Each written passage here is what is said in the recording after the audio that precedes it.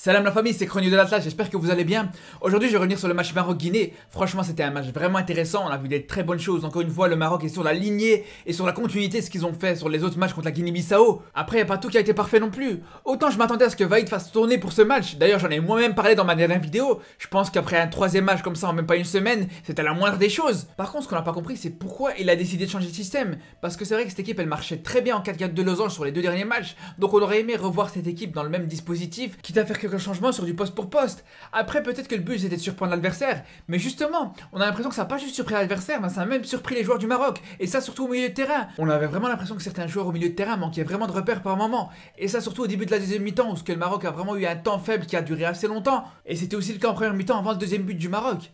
Et d'ailleurs on pourrait presque dire que c'est ce qui a donné l'égalisation de la Guinée, parce que ok c'est vrai que Amala est fautif sur cette action, c'est vrai qu'il essaie de dribbler dans ses 30 mètres et c'était très dangereux, mais d'un autre côté il faut prendre en compte aussi qu'il est complètement isolé, parce que c'est vrai que les Marocains ont vraiment tardé avant de se replacer après le corner de la Guinée, et c'est vraiment ce genre d'action là qui me donne l'impression qu'il y avait vraiment un manque de repères au milieu de terrain. Après attention, ça n'empêche pas que ça reste un très bon match du Maroc, ça y a absolument aucun doute là-dessus, c'est un très bon match avec un très bon résultat, et surtout contre une très bonne équipe de Guinée, et ça c'est vraiment important de le souligner. Et d'ailleurs j'avais dit avant les 3 matchs du Maroc de ce mois d'octobre que si les Marocains prenaient déjà 6 points sur 9 ou même 7 points sur 9, c'était un très bon résultat. Donc là quand on voit que cette équipe de Vaïd elle arrive à faire 3 victoires avec 12 buts inscrits et seulement un seul encaissé, et surtout qu'elle arrive à être de la deuxième nation africaine à se qualifier pour les barrages de qualification pour la Coupe du Monde, on peut être plus que satisfait. Et même s'il y a eu du négatif dans ce match contre la Guinée, mais de toute façon ça je vais en reparler, mais ça n'empêche pas que je vais pas du tout bouder mon plaisir. De toute façon j'étais très loin d'imaginer une telle performance des Lions de l'Atlas, que ce soit contre la Guinée et aussi sur les 2 matchs précédents contre la Guinée-Bissau. Je sais pas si on se rend compte à quel point cette équipe du Maroc elle a vraiment progressé,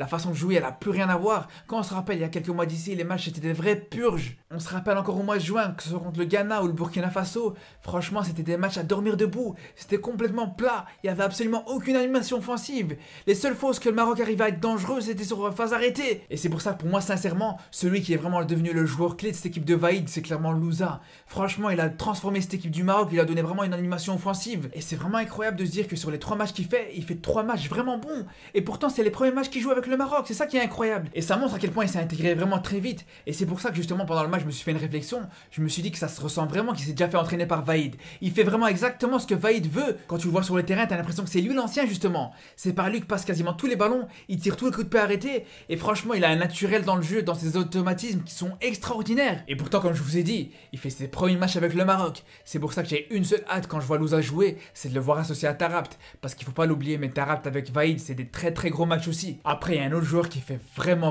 plaisir, c'est Saïs. Autant pour ses qualités défensives, je pense qu'on les connaît tous. On a tous vu l'action où il fait un sauvetage quasiment sur ses 6 mètres. Ça, y a pas de doute là-dessus. Mais là où il est vraiment impressionnant, c'est dans son jeu de passe. Franchement, il a une grande facilité à trouver les joueurs entre les lignes. Et il crée énormément de danger comme ça. Et je peux même vous dire que c'est comme ça qu'est venu le premier but du Maroc. Comme quoi, vous voyez les entraîneurs qui vous disent que c'est vraiment important d'avoir un central droitier et un central gaucher pour soigner les relances. Moi, je trouve que c'est complètement faux. Et on l'a bien vu, que ce soit contre la Guinée-Bissau au match aller ou au match retour. On avait Saïs à droite et Aguerd à gauche. Saïs qui était sur son mauvais pied et Aguerd qui était sur son beau pied. Et malgré ça, c'était Saïs qui arrivait à faire les meilleures relances et les meilleures passes vers l'avant. Par contre, ce qui fait vraiment plaisir dans ce match, c'est qu'encore une fois, comme contre la Guinée-Bissau au match aller, on a encore le banc qui fait vraiment la différence. Autant contre la Guinée-Bissau, on se rappelle qu'il y a eu un but qui est venu 100% du banc, on va dire, avec le but de Mounir qui est venu sur une passe de Boufal. Mais encore sur ce match, il y a eu le but de Boufal, pour le coup, sur une passe de Fajr. Donc encore une fois, c'est un but qui vient de 2 remplaçants, que ce soit sur le passeur ou le buteur. Après, c'est vrai que cette action, elle a fait beaucoup réagir, parce que c'est vrai que Boufal, après le but, il a pas voulu célébrer. Moi, ça, franchement, je m'en fous complètement. On a tellement perdu l'habitude de voir du spectacle avec cette équipe du Maroc, que franchement, si un joueur il te met un but comme ça, en retour acrobatique ou en ciseaux ou appelez-le comme vous voulez, mais si après ça il veut même danser la zumba et faire ce qu'il veut, moi je m'en fous complètement. S'il veut pas célébrer, il a qu'à pas célébrer, qu'est-ce qu'on s'en fout franchement. Après il y en a, ils vont dire ouais mais c'est parce qu'il râle parce qu'il est pas remplaçant. Mais honnêtement, s'il veut râler, s'il veut tirer la tête, ou s'il veut ne pas sourire quand il marque, franchement à partir du moment où il garde une certaine discipline, où il s'entraîne correctement, et surtout tant qu'il n'ait pas d'écart de conduite qui peut nuire à l'équipe nationale, le reste on s'en fout. Il peut célébrer comme il veut, il peut ne pas célébrer comme il veut, c'est son problème. Sinon pour en revenir à l'impact des remplaçants, il y a aussi Amala qui rentre et qui met 2 buts.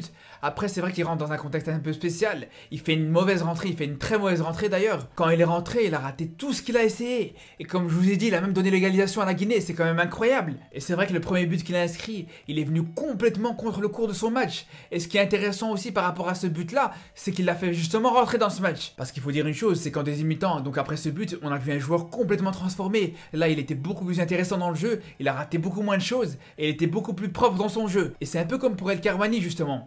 Il a vraiment eu du mal à rentrer dans ce match. On avait vraiment l'impression que cet événement il était trop lourd sur ses épaules. Après, c'est vrai qu'en deuxième mi-temps, il était nettement mieux, même si je pense pas non plus que c'était au point de bousculer la hiérarchie. Sur les prochains matchs, on risque fort de voir Massina reprendre sa place de titulaire, même si ça n'empêche pas qu'El Karmani a vraiment montré des choses encourageantes pour la suite. Et pour le coup, on se retrouve très bientôt pour parler des Lions de l'Atlas, que ce soit en club ou en sélection.